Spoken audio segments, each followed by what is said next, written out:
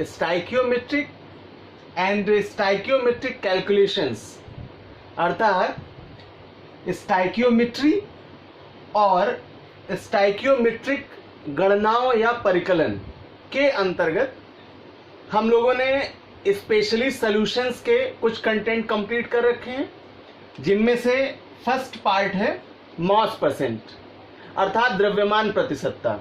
किसी सब्सटेंस के लिए दिए गए कंपोजिशन के आधार पर जो एलिमेंट्स की प्रेजेंस है उनकी परसेंटेज फाइंड आउट करना कंप्लीट किया।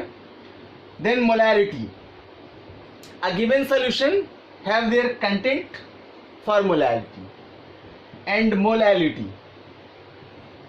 मोललता। और आज का हम लोगों का टॉपिक होगा मोल फ्रैक्शन। इसे मोल प्रभाज कहते हैं या मोल अंश द्वारा प्रदर्शित करते हैं। तो मोल फ्रैक्शन को पढ़ने के पहले कुछ जानकारियां होनी चाहिए सॉल्यूशंस के केस के लिए। तो सबसे पहले उन छोटे छोटे पॉइंट्स को आपको क्लियर कराता हूं, देन इसके बाद मोल फ्रैक्शन की बात करेंगे। Suppose that in a vessel a V volume of solution is present, अर्थात किसी पात्र में भरे हुए विलयन का V आयतन लेते हैं। तो जब हमने कहा सॉल्यूशन, तो इस सॉल्यूशन में टू पार्ट्स की अवेलेबिलिटी है। One are called solute and other is called solvent, अर्थात विलयन में दो भाग उपस्थित हैं। पहला भाग विलेय कहलाता है और दूसरा भाग विलायक कहलाता है। What is solute? विलेय क्या है? तो विलयन में उपस्थित वह भाग जो डिसॉल्व हुआ है, अर्थात जो घुला हुआ है, उसे हम सॉल्यूट कहते हैं या विलेय कहते हैं। और दूसरा पार्ट है आपका सॉल्वेंट। यह वह भाग है जो इस सॉल्यूट सब्सटेंस को अपने में डिसॉल्व करता है, अर्थात एक भाग है जो घुलता है और दूसरा भाग है जो घोलता है। एग्जाम्पल लेते हैं। सपोज दैट C12H22O11 सुक्रोज यानी चीनी, और दूसरा है यूनिवर्सल सॉल्वेंट वाटर H2O। तो अगर इन दोनों को मिलाया जाए तो इनसे बना भाग सॉल्यूशन होगा, और उस सॉल्यूशन के ये दो कंटेंट है हमारे पास, एक सॉल्यूट और दूसरा सॉल्वेंट। तो चीनी क्या है? सॉल्यूट। क्यों? क्योंकि ये डिसॉल्व होगी। और दूसरा पार्ट है वाटर, ये डिसॉल्व करेगा। तो एक है जो डिसॉल्व होगा और दूसरा है जो करेगा। तो जो होगा डिसॉल्व वो होगा सॉल्यूट यानी विलेय, और जो करेगा वो होगा सॉल्वेंट। तो इस तरह से हम यहाँ विलेय और विलायक दो भागों को पहचानते हैं। तो अब जब हम स्टडी करने चलते हैं सॉल्यूट और सॉल्वेंट के लिए मोल फ्रैक्शन की, तो mole fraction in both substance के लिए डिफरेंट फार्मूले पर बिलोंग करता है। तो आइए सबसे पहले हम लोग जानते हैं कि व्हाट इज मोल फ्रैक्शन, अर्थात मोल प्रभाज क्या है या मोल अंश क्या है। Now we define mole fraction. It is the ratio of number of moles of a particular component to the total number of moles of the solution, अर्थात विलयन में उपस्थित किसी विशेष घटक के मोलों की संख्या और विलयन के कुल मोलों की संख्या, इन दोनों के आनुपातिक भाग को हम मोल प्रभाज कहते हैं। एज अ डेफिनेशन, मोल प्रभाज किसी विशेष घटक के मोलों की संख्या और विलयन के मोलों की कुल संख्या का रेशियो होती है, अनुपात होती है। माना कोई विलयन जिसमें A और B दो घटक उपस्थित हैं, तो इस विलयन में जो A पदार्थ है यह डिसॉल्व होता है, अर्थात घुलता है। तो हमने यहां रिमार्क किया इनको A से और B से। तो A सब्सटेंस है जो डिसॉल्व होगा, तो अगर डिसॉल्व होगा तो वो सैल्यूट होगा, सैल्यूट मीन्स विलय। और दूसरा भाग जो डिसॉल्व करेगा यानी घोल लेगा वह होगा विलायक, और विलायक को कहते हैं सॉल्वेंट। तो अब इन दो घटकों के आधार पर हम प्रत्येक घटक के लिए मोल प्रभाज का फार्मूला डेराइव करते हैं। Now formula of mole fraction for A and B. Mole fraction of A equals to number of moles of A substance upon number of moles of solution. तो अभी हमने डायग्राम में क्लियर किया कि solution में दो घटक उपस्थित हैं, A and B. A dissolve हो रहा है और B डिसॉल्व कर रहा है। तो A है विलय मीन सॉल्यूट और B होगा सॉल्वेंट अर्थात विलायक। तो सबसे पहले विलय के यानी सॉल्यूट के मोल प्रभाज के लिए फार्मूला एज इट इज लिखा जाएगा। अब इसे शॉर्ट सिंबलाइज करें तो मोल्स नंबर को हम लोगों ने पढ़ा है स्मॉल n से रिप्रेजेंट करते हैं, जबकि यही अगर सॉल्वेंट के लिए केस करें तो हम इसे कैपिटल N से भी फॉर आइडेंटिफिकेशन लिख सकते हैं, जैसे मैं आपको अगले सिंपल ट्रिक्स के आधार पर इन्हीं फार्मूलों को और बताऊंगा। तो अगर अब हम इसको मॉडिफाई करें according to this condition, then mole numbers of A substance तो Na अपॉन सॉल्यूशन में बोथ कंटेंट के लिए तो mole number of A plus mole number of B, then represent करेंगे मोल नंबर ऑफ A के लिए Na and mole number of B के लिए Nb।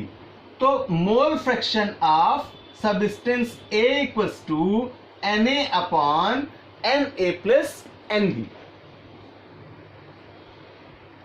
Now for B components अर्थात B भाग के लिए, B घटक के लिए, तो अभी मैंने कहा कि B क्या है, सॉल्वेंट है।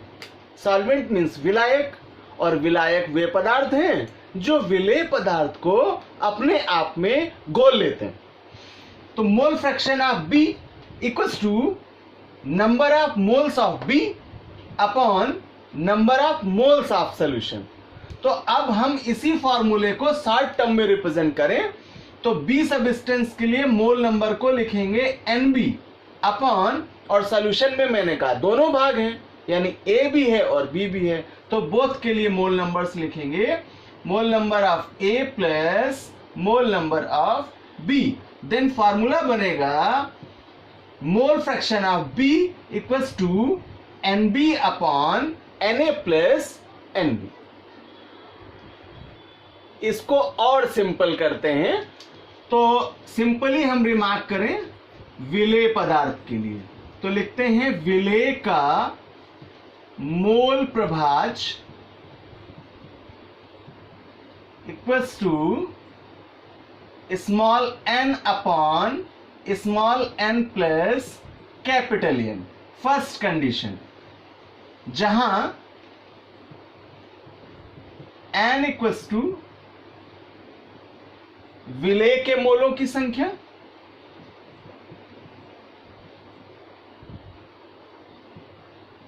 And capital N equals to विलायक के मोलों की संख्या। तो अब यहां से ये और भी सिंपल हो गया, small n upon small n plus capital N। और दूसरी कंडीशन करते हैं विलायक के मोल प्रभाज के लिए,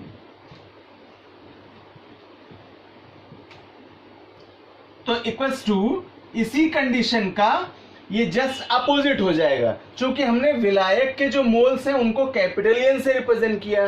देन फॉर्मूला हो जाएगा capital N upon capital N plus small n।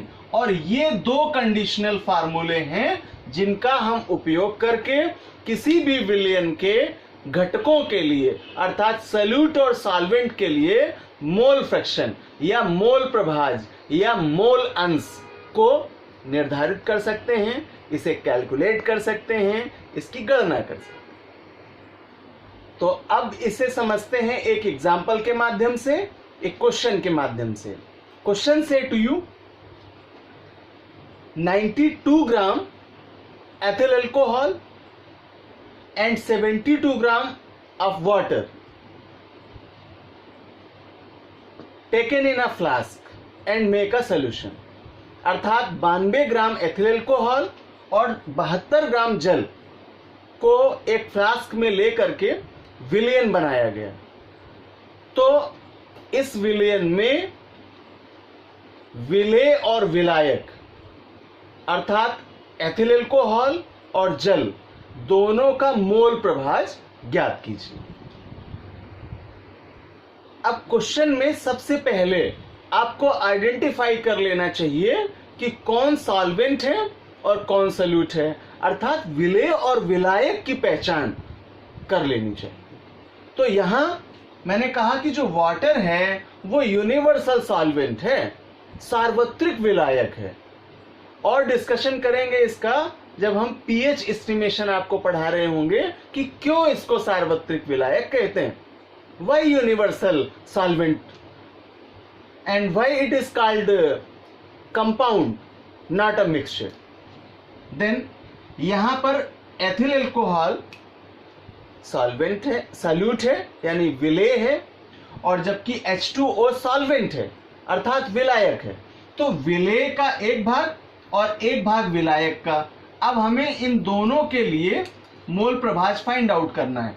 तो मोल प्रभाज निकालने के लिए सबसे पहले हमें मोलों की संख्या फाइंड आउट कर लेनी चाहिए। तो विलेय के अगर मोलों को हम स्मॉल n से रिप्रेजेंट करते हैं और विलायक के मोलों को कैपिटल N से रिप्रेजेंट करते हैं, देन इनका नंबर फाइंड आउट कर लें तो हमें इनके मोल प्रभाज का भी पता चल जाएगा। तो आइए सबसे पहले मोल नंबर निकालते हैं। n equals to formula use करते हैं W/m।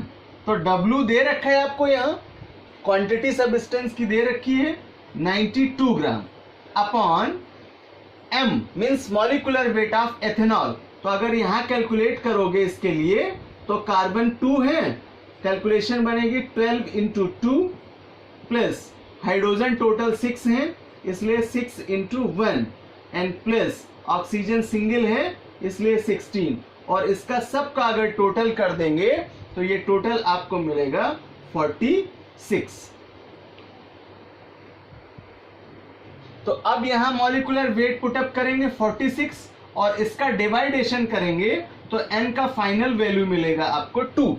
जबकि फॉर सॉल्वेंट विलायक के लिए फॉर्मूला यूज करेंगे n इक्वल्स टू W/m।